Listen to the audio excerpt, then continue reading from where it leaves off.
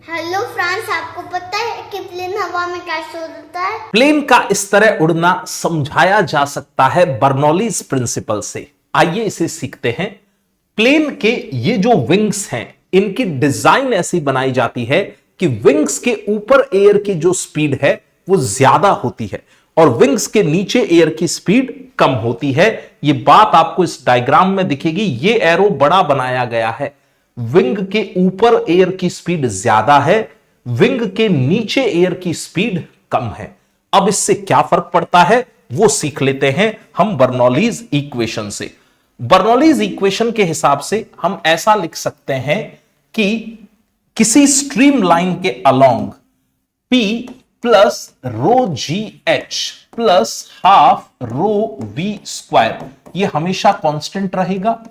और NCERT book ने ये सारी की सारी स्ट्रीम लाइंस ही मान रखी है। प्लेन के इस विंग की हाइट एक बार समझने के लिए आप ऑलमोस्ट नेग्लिजिबल मान ले तो ये वाला स्टेप नेग्लेक्ट करवा सकते हैं अपन। रो जी एच वाला हाइट आपने इसकी नेग्लिजिबल मान ली। प्लेन के इन डायमेंशंस के सामने तो इस विंग की हाइट तो नेग्लिजिबल मानी जा सकती है। अब आप एक चीज देखें, टॉप पे हम ये कह रहे हैं कि यहां एयर की स्पीड मोर है, ज्यादा है। यहां हम कह रहे हैं कि एयर की स्पीड लेस है, v इज लेस, है ना। इधर स्पीड ज्यादा है, इधर स्पीड कम है।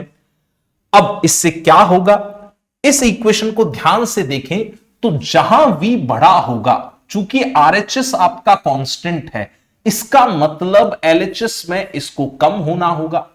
जहां v ज्यादा होगा वहां पे प्रेशर कम होगा। यानी कि इस बात को इधर मेंशन किया जाए, v मोर है और लेस प्रेशर है, प्रेशर कम हो गया।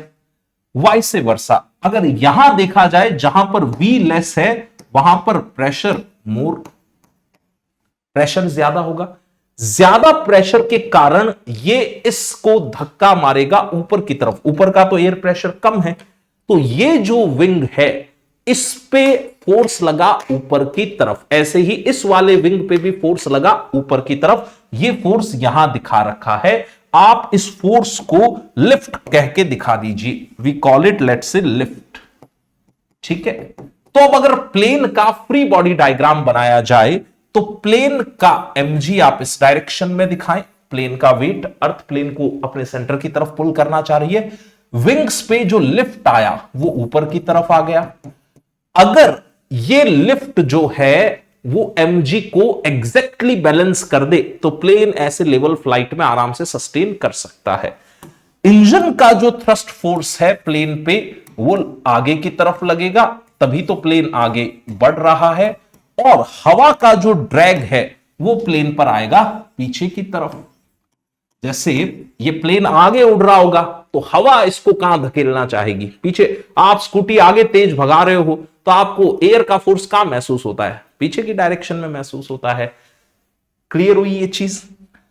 अब इसी कारण प्लेन में आपको सामान अनलिमिटेड नहीं ले जाने दिया जाता, लिमिटेशन होती है। ट्रेन में तो जब आप ट्रेवल करते हैं तो कितना सारा लगेज ले जाते हैं, प्लेन में इतना लगेज नहीं लेके ट्रेवल कर सकते, क्योंकि प्लेन में अगर हद से ज्यादा लगेज डाल दिया तो mg बहुत बड़ा हो जाएगा लिफ्ट के कंपैरिजन में, तो फिर प्लेन उड़ ही नहीं पाएगा।